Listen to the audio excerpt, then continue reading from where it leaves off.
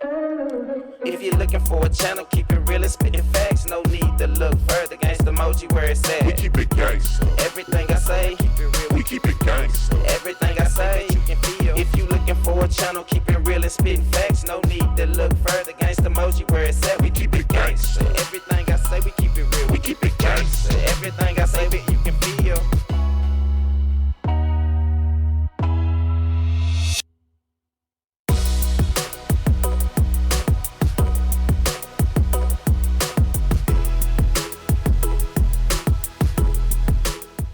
Hey guys, it's your girl Miss Lita, and I'm back with another video.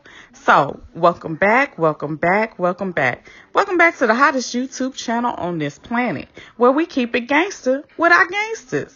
So how y'all doing? Y'all alright? Are y'all okay? Well, good then. If you're new around this block, first and foremost, we want to welcome you.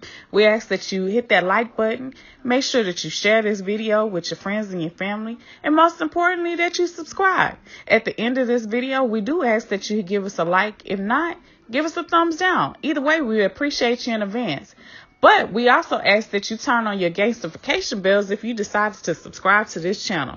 Turn them on. So that way you could be the first one. Not the second, third, the fourth, the fifth, or the sixth, but the first one to get this hot sizzle as we drop it off in these YouTube streets. Now, y'all, let's get into this article. It's going to be a little intense. I'm not going to lie to you. And you know your girl, Miss Lita, she always going to have them questions. So, first, let me turn it over to Series and let Series read this article for you. A Northern California woman's disappearance more than 5 years ago shocked the tight-knit community of Redding, California. The disappearance of Sherri Papini set off a frantic 3-week search. Neighbors volunteered for grid searches and law enforcement made finding Papini a top priority. There was an extreme amount of pressure put on law enforcement, said Shasta County Sheriff Michael Johnson. Papini, a mother and a wife, had gone missing while out on a jog. The conditions of her disappearance put neighbors on edge. We used to walk, and my husband and I said, "I'm not going to go walk by myself anymore," Redding resident Maria Flores said.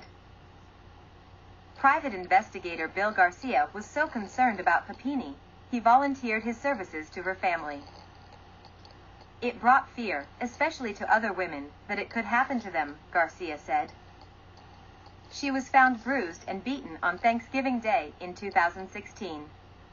Papini told authorities at the time she was kidnapped at gunpoint by 2 Hispanic women. She accused the women of brutally torturing her. The hunt was on, and new fears settled in Redding, where Latinos were less than 10% of the population. She specifically picked out a gender in a race to name as the suspect. Any Hispanic woman at that time, I'm sure, is getting an eyebrow raise and looking in there wondering where she could be connected or one of the suspects, Johnson said. For many Latinos in the area, the more they heard Papini's story, the less they bought it. When they do the sketches, like she had a bandana, like, "Come on, we don't walk around like that. We know the people in our community," radio host Araceli Gutierrez said. Ultimately, investigators revealed that there was no kidnapping after looking at DNA evidence, cell phone tracking, and interviews with one of her ex-boyfriends. The resources that were used throughout the investigation ended up costing taxpayers around $230,000. That's money that could have gone into other missing women investigations. Papini agreed Tuesday to plead guilty to charges of lying to federal officers and mail fraud. She has yet to be sentenced. In a statement through her lawyer, Papini said, "I am deeply ashamed of myself for my behavior and so sorry for the pain I've caused my family, my friends, all the good people who needlessly suffered because of my story and those who worked so hard to try to help me." Okay, so let me give a quick recap of basically what we just heard Siri say. This California woman went out for a run and disappears for 3 weeks. Not a day, not 2 days, 3 weeks. Having countless people worry about her. She's having her family worry about her. She's having countless people look for her. Not only that, she's having the state to spend money unnecessary on a search that was bogus, only to find out that she was laid up with her ex-boyfriend for 3 weeks. Now, what she has said is that she slept in the bedroom and he slept on the couch. And if anybody believes that, I'm sorry, but I have a piece of land to sell you, because I definitely don't believe that at all, one bit, at all. Okay? I'm sorry. I just don't. You gone for 3 weeks and the only thing you did was sleep in the bedroom? Get the heck out of here. I just don't believe that. No matter what she says, I don't believe that. And so basically she left on November 2nd of 2016 with her ex-boyfriend, James Reyes. And he picked her up from her home. Okay, so 22 days she was locked up in his apartment. 22 days.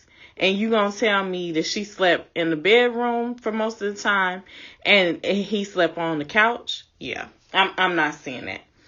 So she has been deemed a cheater, okay, because this isn't the first time that people have said that she has cheated.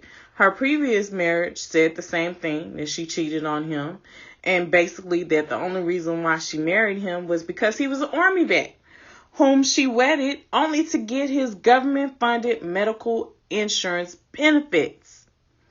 That's according to the criminal complaint against her right now.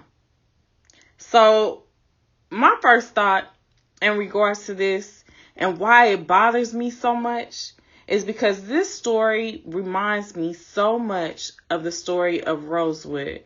I don't know how many of you guys remember the story of Rosewood in Florida, but it was in the 1923s, okay? Rosewood was a well-sustained African-American town. You know, the African Americans in Rosewood were doing extremely well for themselves. You know, they own businesses, they own houses, everything like that. And one day, this woman from a surrounding town in Rosewood, a surrounding town in Florida called Sumner, decided that she was going to spread this lie. So what happened is she was having a extramarital affair with someone, and they got into an altercation. And when they got into an altercation, he beat her up. By him beating her up, she knew she had to come up with a story to tell her husband, because the first thing he's going to do is want to know why she is beat up. You know, why her face looks like that. So when her husband comes home, she tells her husband that a black man beat her up. Later on, it went from a black man beat her up to a black man came in and beat her up and raped her. All because she didn't want to let her husband know that she was having an extramarital affair on him. And so her husband, enraged with anger, he called in everybody he could possibly think of to deal with the situation because someone hurt his wife. And he's making sure that whoever hurt his wife paid for it. So with Rosewood being the closest town with a wide variety of African Americans in it, they sought out to go to Rosewood and basically diminish the whole entire town. It took a whole week for this massacre. You had countless people who actually had to go into the swamps and stay into the swamp area until this massacre had ended.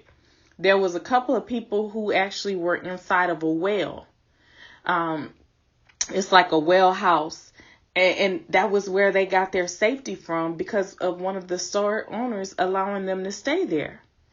So this Caucasian man came in with Ku Klux Klan, a whole bunch of different people, and every black person that they seen that was a male pretty much was gone. They eliminated them.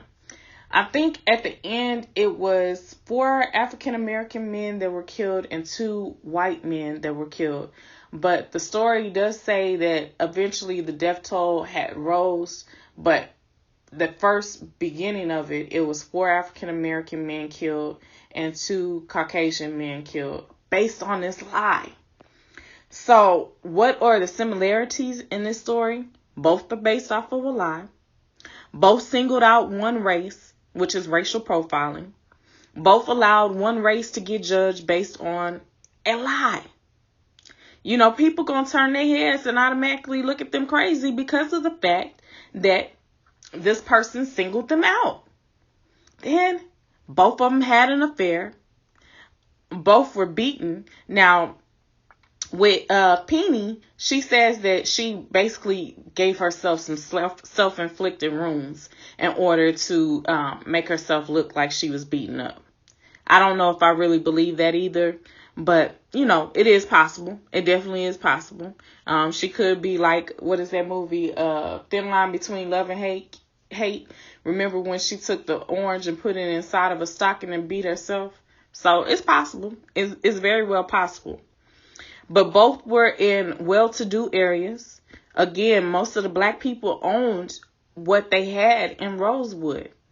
Same thing in the area in regards to this young lady. You know, it was very few Hispanics. However, they were well-to-do. And so here it is. You have people looking at them crazy based off of a lie. Both towns were destroyed because of fear.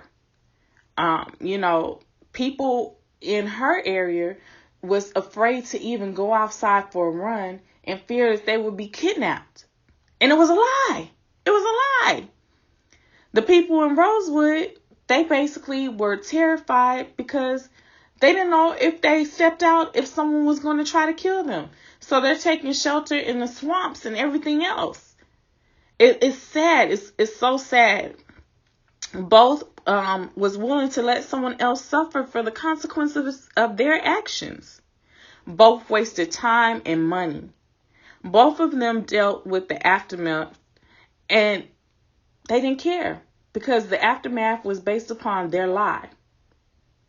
The only difference between the two stories in my eyes is the people in Rosewood died from it and the town burned down. That's the only difference. But imagine if someone would have took her lie and ran with it. That's what really bothers me. She could have set us back decades based upon a lie. I really just don't know what to say in that regards when I think about the story. It bothers me to no end because I thought we had moved on from such drastic measures, and it seemed like we're going right back down this path. So y'all know I wouldn't be misleaded if I didn't have some questions for you guys. My first question is, why waste people's time and money and effort to search for you? And it's a hoax. This isn't a little lie. This is a big lie that took time away from someone else who possibly needed it. Who really needed it? Who their lives could have been saved if they would have had this extra effort placed on them instead of being placed on this woman who lied. Like, how can Panini actually repay these people for wasting their time? That's just mind-boggling to me. What can you possibly do to repay these people for their time? Not to mention how much the state actually spent on looking and searching for her, creating flyers, just all the time that they put in. It makes no sense whatsoever. Then not only that, who just wakes up one day and decides, you know what, I'm going to go cheat. I don't want to be a mother this week. I don't want to be a mother for a few weeks. Who does that? Who picks up and decides that they don't want to be a mother for 3 weeks? And that they're going to go off and do their own thing and let the dad worry about the kids. Who does that? Like, I'm not grasping that. You laid down to make that child. That child didn't have an option of coming into this world. But because you was doing what you felt you wanted to do, it developed a child. But now all of a sudden you don't want to deal with the child or the husband? Something wrong with you. Something is really wrong with you. And then to go off on a 3-week hiatus from being a wife and a mother, yeah, that is that's mind-boggling. Then again, what type of punishment should be offered? What type of punishment? Because I'm sorry, I still feel like this is racial profiling. She singled out a race, so that's racial profiling. Then not only that, yeah, it is mail fraud and some other things. But what type of punishment are you going to give her? Because the people in Rosewood were never, ever, ever addressed. They never served time for diminishing the whole town, for burning it down, for killing people. So is this woman going to get off as well? Like, that really bothers me. Here it is, you have singled out a race. They are getting looked at as if they're lowlives. And it's a lie. You do it all based on a lie. What type of punishment can we possibly give her? You know, I understand they spent over $200,000, but that's not even the time that the people who actually was there searching for her put into it. How you gonna repay them? I really want to know your thoughts in regards to what type of punishment this woman should get and how much she should pay back. Because at this point, anything pertaining to her, I think it would be a story like Peter and the Wolf. I wouldn't believe it. I would think she's calling Wolf again. I'm sorry. That's just me. Then my other thought is, how could you remain married to someone who told a lie of this magnitude? Like, I couldn't just pick up the pieces and be like, oh, baby, come on. I understand you lied and you just needed to get away. No. Hell, he possibly could have needed a break and wanted to disappear. But he didn't, because he was a father and a husband. He stayed right there and he took care of his responsibilities during the time frame that he thought that his wife was gone. But you going to go back to her? Things that definitely make you go, And then for me, I would be wondering, how could I believe anything that came out of her mouth? Absolutely anything. Because, you know, the state, they dug up her whole past. And they dug up where this is a pattern for her. That whenever she doesn't get her way or she doesn't get something that she wants, that she lies. And she will put a lie upon anyone. So what lie will come out next? I'm your girl, Miss Lita, and I'm out of this thing, but I definitely want to know y'all's opinion, your thoughts. Let a sister know if she was on the right track or if I missed the whole belt loop. Let me know. Leave me a comment down below and let me know your thoughts. Until next time, I'm your girl, Miss Lita, and I'm out this thing. Another day, another story. Keep it gangster with gangsta emoji. Keep it gangsta. Another day, another story. Keep it gangster.